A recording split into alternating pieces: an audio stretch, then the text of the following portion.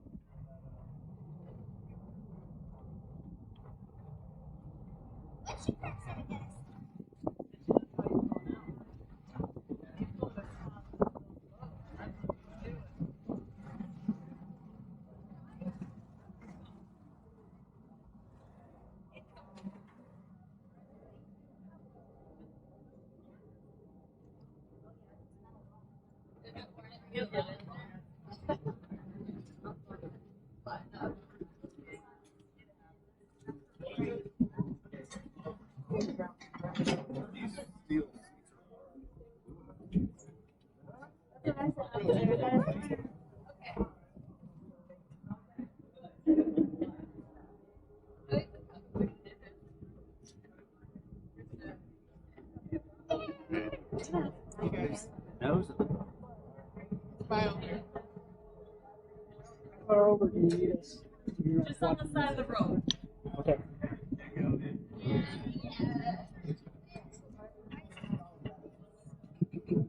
Good afternoon, everyone, and welcome aboard the Shipwreck Express. Before we get too far away from the dock today, I would like to let you know some things about our boat. First thing is your life jackets. If you're on the upper deck, look right behind the wheelhouse. There are 3 red labeled sign compartments. One of them is labeled for children, that is anybody 75 pounds or less.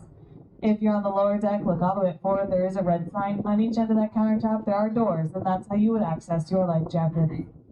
Under Coast Guard regulation, we'll have no smoking, no vaping, no tobacco products, and no alcohol on board today. We do sell cold, pop, water, Gatorade, and some snacks upstairs for cash only. You can find any of my crew members, and they'll help you out today.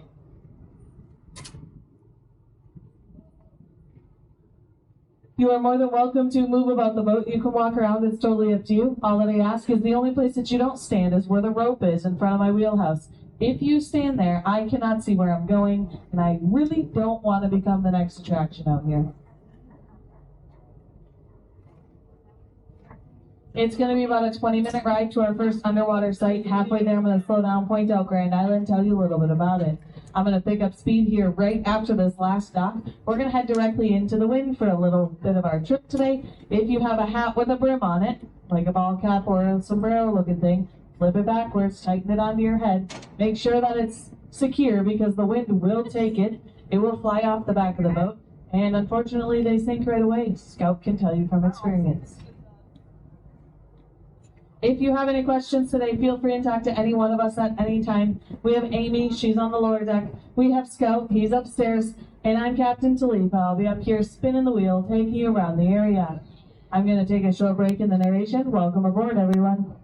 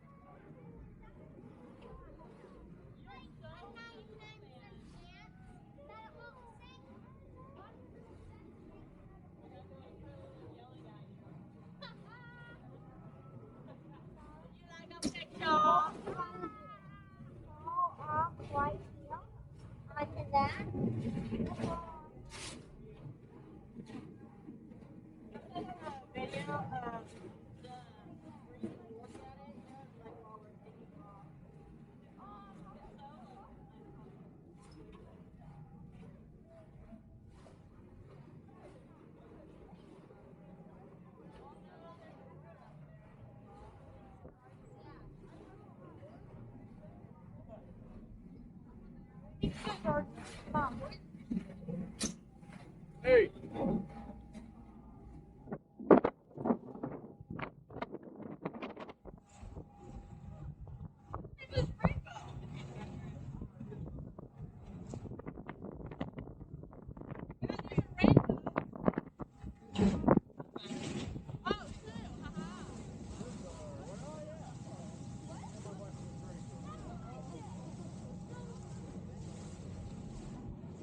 Get Mom. Mom will be interested in that.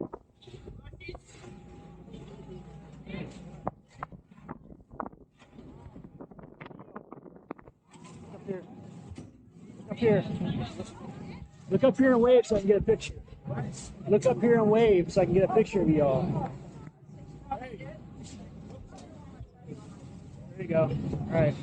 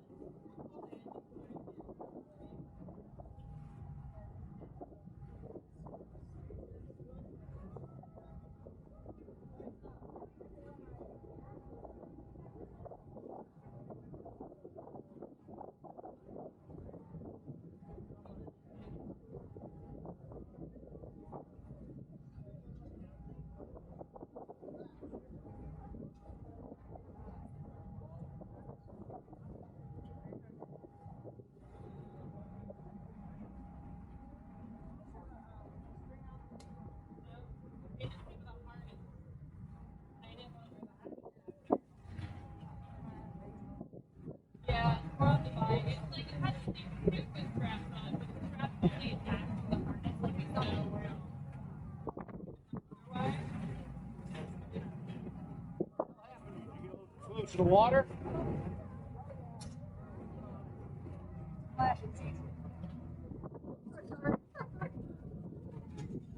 Up in front of the boat and off to both sides is Grand Island. It is the largest island on the southern shores of Lake Superior. It is 4 miles wide, 7 miles long, has 48 miles going all the way around it. For the longest time, the only people to live here were a small band of Chippewa Native Americans. Until 1840, when the first settlers arrived here, Abraham Williams, his wife, and eventually 10 children showed up here. They lived in the big 2-story white cabin you see off to the left of the big green lawn out front. In 1900, Cleveland Cliffs Iron Company acquired most of the island to harvest the timber, until 1990 when it was sold over to the U.S. Forest Service. Today it has opened up as a very rustic recreational area. Things to do on the island are hiking, biking, and camping. There is a small ferry service to get you across. There is a historical bus tour on the island you could take. All of the wildlife on the island eventually makes its way back and forth to the mainland. There's a huge population of black bear, white-tailed deer, eagles, and a lot of other small game. In the summertime, we do see the bear and the deer swimming some of the shorter channels. In the winter, if you can imagine about 2 to 3 feet of ice on average covering this entire bay, the animals will just walk back and forth.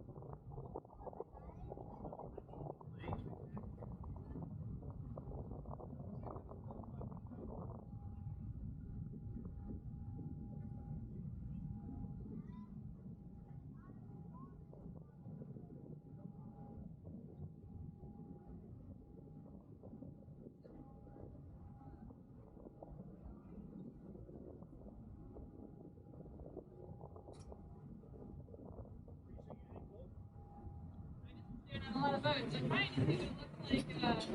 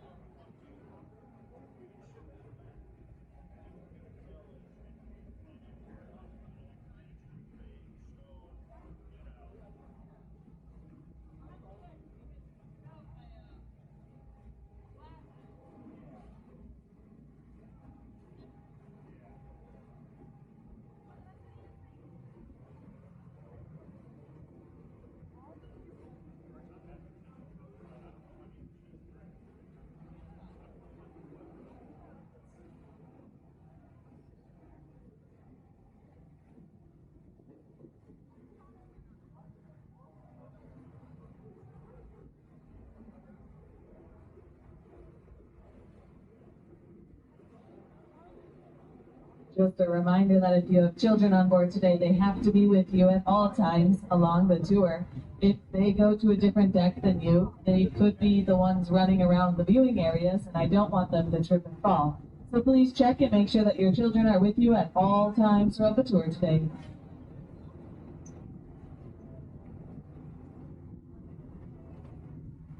Back in 1860, the year before the American Civil War began, a ship named the Bermuda was built in Oswego, New York. She sailed the Great Lakes for 10 years until October of 1870. Traveling north of Grand Island, she ran into some rough weather with battling heavy seas taking on too much water. The men decided to sail the ship into Munising Bay and beach it on the mainland back where the paper company is today. Tying it to some trees, the captain and first mate hiked to the only nearby settlement to telegraph in what their position was. The other 3 crew members stayed on board the ship to pump water out of the cargo holds. It is assumed that these 3 men must have fallen asleep. The ship quietly filled up with water when it became so heavy it drifted away from the shoreline, taking the trees it was tied to break by the roots. The men did go down with their ship. They're not down there today. They were recovered a few days after the accident and buried on a small historical cemetery over here on Grand Island. 14 years later, a Canadian salvage company wanted the cargo that was on the ship. They didn't want to do their operations in Munising Bay, too much shipping and logging traffic going through the area at the time. So here's what they did. Imagine this. In 1884, they used canvas straps, chain, and steam-powered hoists.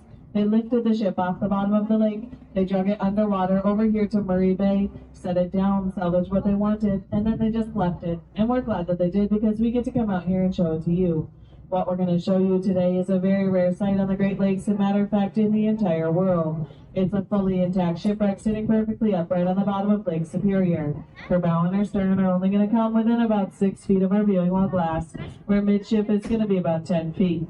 So it is about that time now if everybody on board could start making their way down and around the viewing areas, moving all the way in towards the center of the viewing areas, 2 rows in between each viewing area. I think Scout is trying to make his way down there. Once I get lined up on here, I'm going to drift down it using my stern first. And I'm going to turn the mic over to Scout and give him one more chance to say it right. He'll tell you what you're looking at under the glass.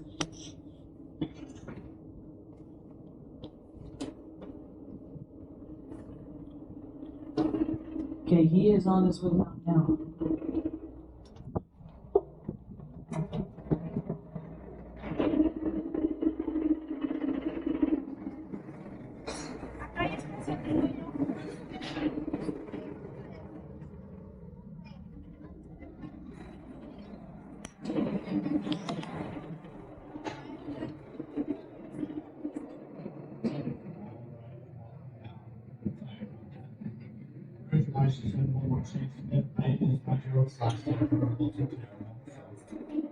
How are we all doing today?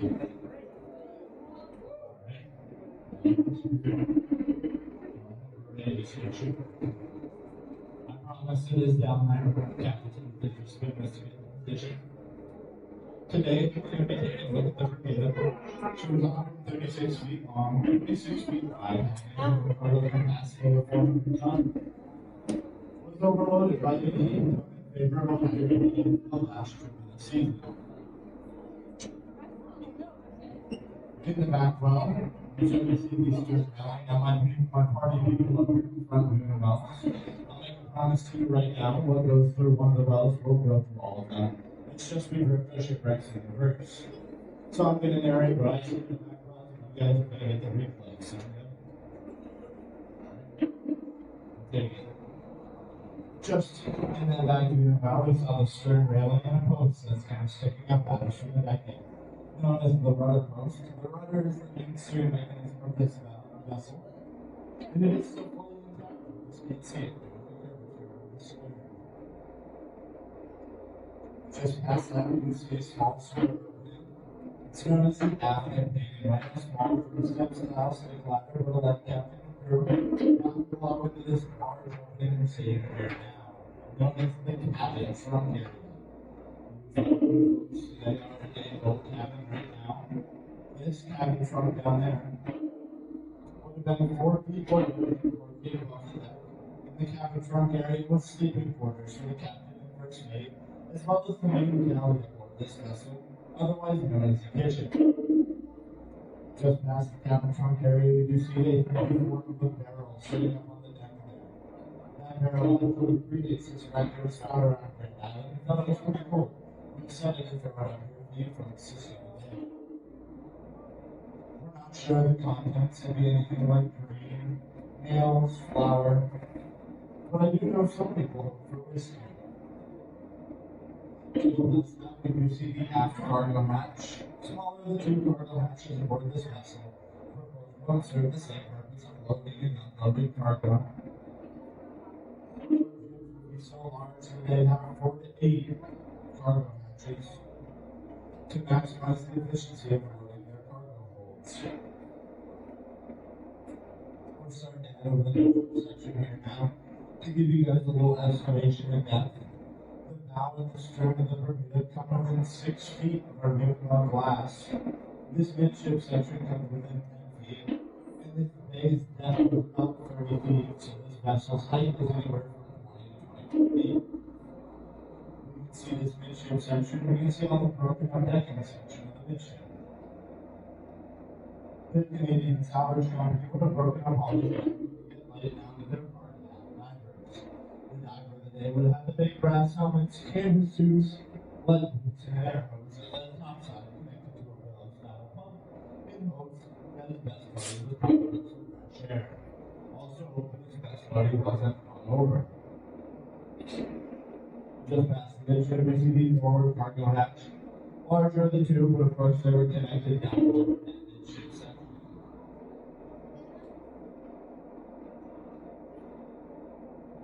As we make our way up, we'll see this really small circular opening. That's actually where a bilge well pump would have gone.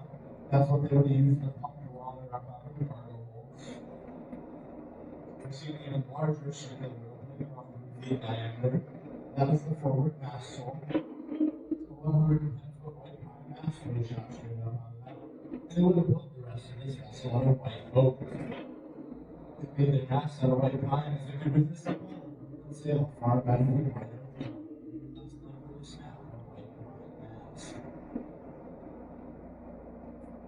We're starting to see this particular pathway. We're going to see forward take longer over there with stored ropes and chains for the anchor. It also would have been sleeping quarters for the 2 men lowest on the totem pole. Unfortunately, today I think that's illegal. We see moving over to a post where they would have tied off horse and oxen on the mainland to tow this vessel to the canal banks. Most prominently the Welland Canal, about a 30-mile journey around the Niagara River. First shipping canal used in the area before the time of the ship locks. The NBC came out and Bermuda. If you look closely, you see a big metal strap running along the top and down into the depths.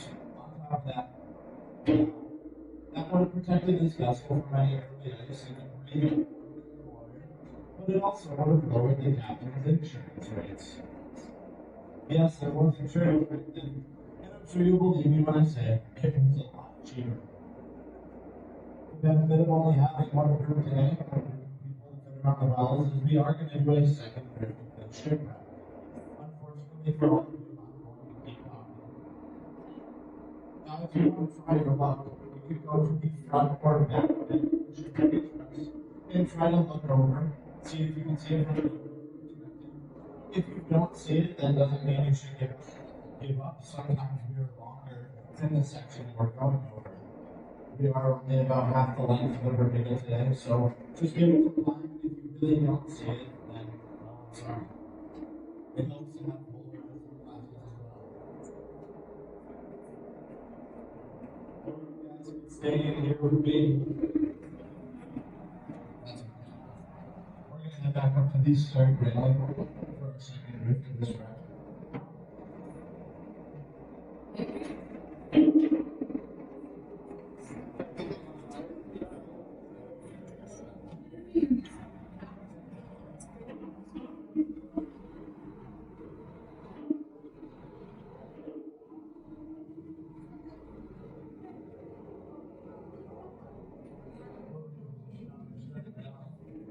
I've been asked about the frequency at which I work. answer this too much, but other than that, I'm able to change up my narration every single time. So what I talked about yesterday is not at all the same as what I talked about today. There's some similarities, obviously, I want to stay pretty consistent with my history. Don't worry, I don't go telling that. Moving position, our stern, we're laying back down. See that stern railing and rudder post. Just off the stern railing for a little bit there, I saw a couple baby perch swimming around. I think they were obviously a bit of a bigger fish than what they're used to. As we head down, I'll tell you a little bit about the cargo that torpedo was carrying. So I went to flooded, and flooded actually up in Marquette with 488 tons.